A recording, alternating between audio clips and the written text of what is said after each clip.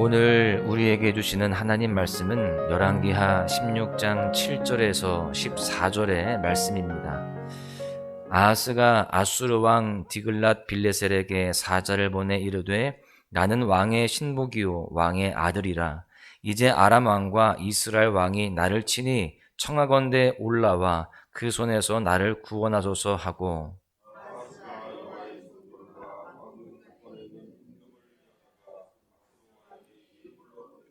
아수르 왕이 그 청을 듣고 곧 올라와서 다메섹을 쳐서 점령하여 그 백성을 사로잡아 기르로 옮기고 또 르신을 죽였더라.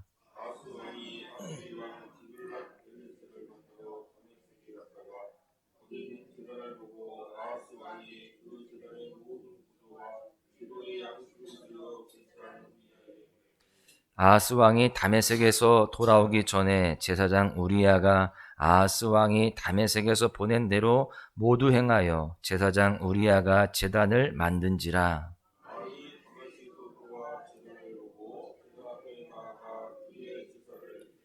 자기의 번제물과 소제물을 불사르고 또 전제물을 붓고 수은제 짐승의 피를 제단에 뿌리고 또 여호와의 앞 곧 성전 앞에 있던 놋제단을 새 제단과 여호와의 성전 사이에서 옮겨다가 그 제단 북쪽에 그것을 두니라. 아멘.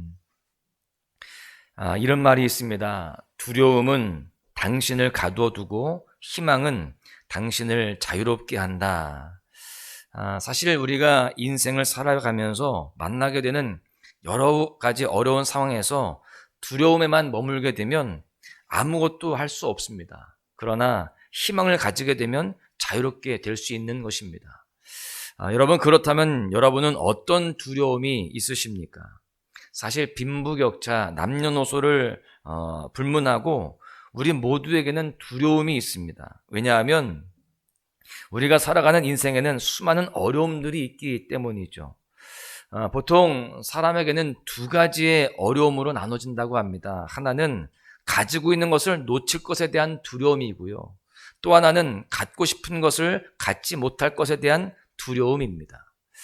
그래서 우리가 삶을 살아가면서 가지고 있는 재산이나 명예나 권력 같은 것을 놓치게 될까 봐 두려워하고 또 내가 원하는 것을 가지지 못하게 될까 봐 두려워한다라는 겁니다. 여러분은 그렇다면 무엇을 놓칠까 봐 걱정을 하고 두려워하십니까? 아니면 무엇을 갖지 못할까 봐 두려워하십니까? 중요한 것은 세상 사람들은 두려워할 수 있지만 성도된 우리는 두려워하지 않을 이유가 있음을 분명히 알아야 됩니다. 성도가 두려워하지 않을 수 있는 이유는 두려움을 이길 수 있는 희망이 있기 때문입니다. 그 희망은 무엇일까요? 바로 우리 믿음의 사람들은 우리가 믿는 그 믿음으로 하나님을 소유했기 때문입니다. 온 우주의 주권자이시고 또 전능하신 모든 것이 다 가능하신 그 하나님을 소유했기 때문이며 또한 그 하나님이 우리를 떠나시지 않기 때문에 그렇습니다.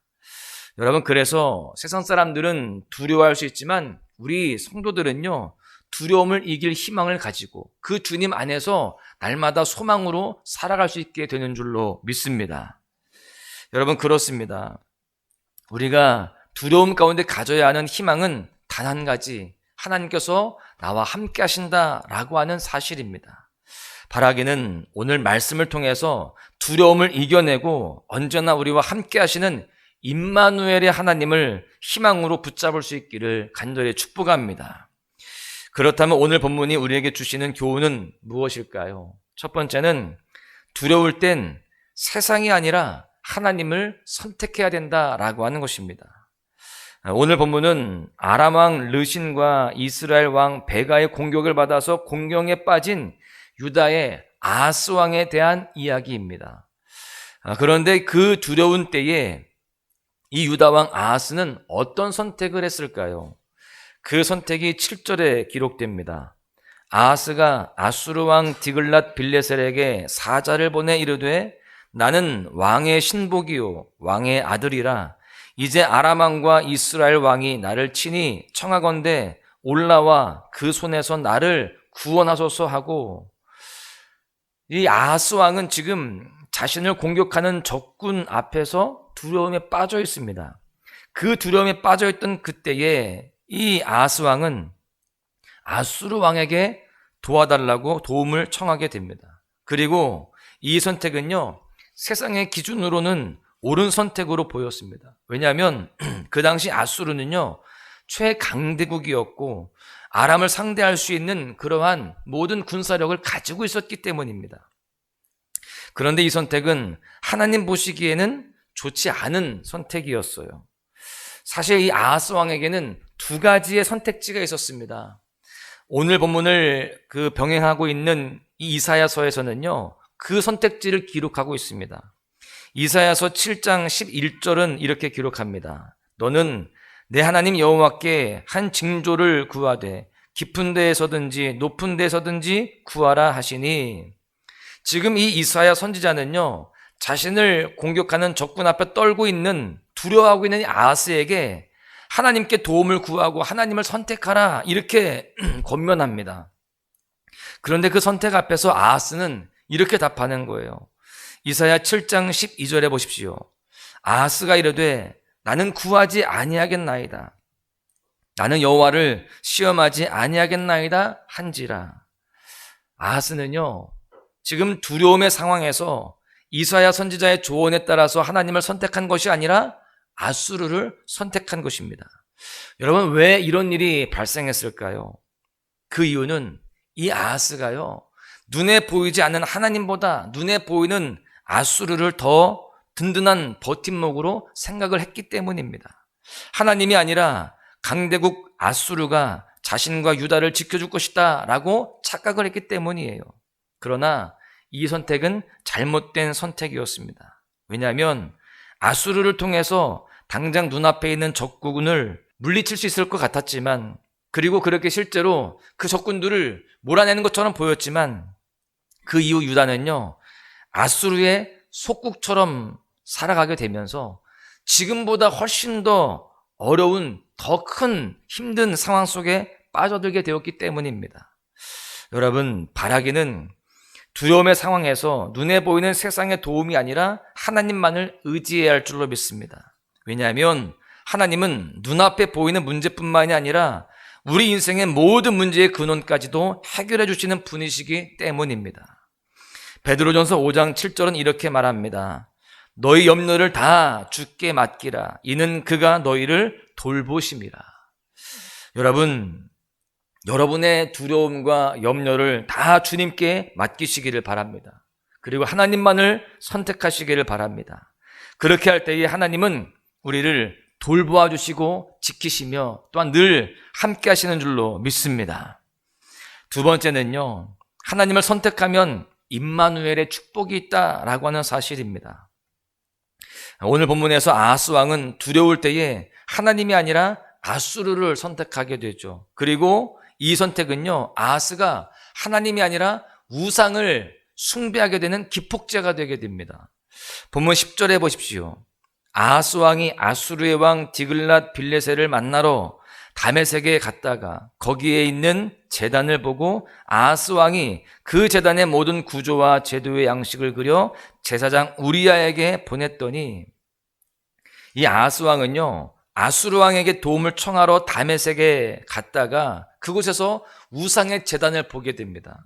그리고 그 제단의 구조와 제도의 양식을 그려서 유다에다가 똑같이 만들도록 하는 거예요. 여러분, 이것이 무엇을 의미할까요? 아하스의 선택은 단순히 하나님 대신 우상을 선택한 것을 넘어서서 이제는 하나님을 섬기는 것이 아니라 눈에 보이는 그 우상을 더 사모하게 되고 그 제단을 지어서 우상을 숭배하는 일로 악화가 되었다라고 하는 것입니다. 심지어 자신만 우상을 섬기는 것이 아니라 백성들이 우상을 섬기도록 제단을 만들어서 그들에게도 하나님 대신 우상을 선택하도록 하는 그런 죄를 범하게 되었다라고 하는 겁니다. 이처럼 눈앞의 두려움으로 인한 한 번의 선택이 이제는 하나님이 아니라 우상을 섬기는 결과를 낳게 되었던 것이죠. 여러분, 이처럼 우리가 세상을 선택하면 당장은 우리 눈앞에 좋은 일이 있는 것처럼 보여집니다. 눈앞에 있는 문제가 해결되는 것처럼 보입니다. 또한 화려해 보이는 세상의 우상들을 통해서 우리는 만족을 경험하게 됩니다. 하나님을 믿지 않고 세상에서 살아가는 사람은 굉장히 합리적인 사람, 쿨한 사람들처럼 그렇게 포장이 되기도 합니다. 반대로 믿음을 지켜내는 사람들, 항상 하나님만을 선택하고 하나님의 말씀 앞에 살아가려고 하는 사람들은 편협하고 뒤처지는 것처럼 취급이 됩니다. 그러나 여러분 꼭 기억하시기 바랍니다. 우리가 당장 눈앞에 있는 우상을 선택하면 지금은 당장 좋아 보이는 것처럼 보이지만 결국은 그 우상으로 인하여서 우리는 멸망할 수밖에 없고 더 큰 두려움에 빠지게 될 수밖에 없습니다. 왜냐하면 그 어떤 우상도 우리의 문제를 근본적으로 해결해 줄 수 없기 때문입니다. 그러므로 우리는 두려움의 상황에서 하나님만을 의지해야 합니다. 위기의 상황에 하나님만을 찾아야 됩니다. 왜 그럴까요? 이 세상 만물을 창조하신 분이 바로 하나님이시기 때문입니다. 인간의 생사화복을 주관하시는 분이 바로 하나님이시기 때문이에요. 죽음까지도 다스리시는 분이 하나님이시기 때문에 그렇습니다. 우리가 두렵고 어렵지만 세상이 아니라 하나님만을 선택하면 어떤 복이 있을까요? 가장 큰 축복인 임마누엘의 복을 우리가 경험하게 되는 겁니다. 이사야 7장 14절입니다. 그러므로 주께서 친히 징조를 너희에게 주실 것이라. 보라, 처녀가 잉태하여 아들을 낳을 것이요 그의 이름을 임마누엘이라 하리라. 여러분, 우리의 삶의 유일한 희망은 임마누엘의 하나님이십니다. 우리가 두렵지만 세상을 이길 수 있는 것은 우리의 희망 되신 하나님께서 우리와 항상 함께 하셨기 때문이에요. 임마누엘의 하나님으로 우리와 늘 동행하시며 지키시기 때문이라는 겁니다. 그러므로 오늘 하루 힘들고 두려울 때마다 꼭 기억하시기 바랍니다. 하나님은 우리가 기쁘고 즐거울 때만 우리와 함께 하시는 것이 아니라 우리가 두렵고 힘들고 지쳐 있을 때에, 심지어 쓰러져 있을 때에도 우리와 함께 하십니다. 늘 동행하시면서 우리에게 새 힘을 주시는 분이 바로 하나님이심을 기억하시기를 바랍니다. 결론의 말씀을 드립니다. 사랑하는 소망가족 여러분, 여러분의 삶을 한번 돌아보십시오. 힘들고 어려운 순간에 그 누구도 우리와 함께하지 않는 그 순간에도 하나님은 우리와 함께 하셨습니다. 그래서 아무리 어둡고 캄캄한 길도 하나님과 함께라면 우리는 승리할 수가 있는 것입니다.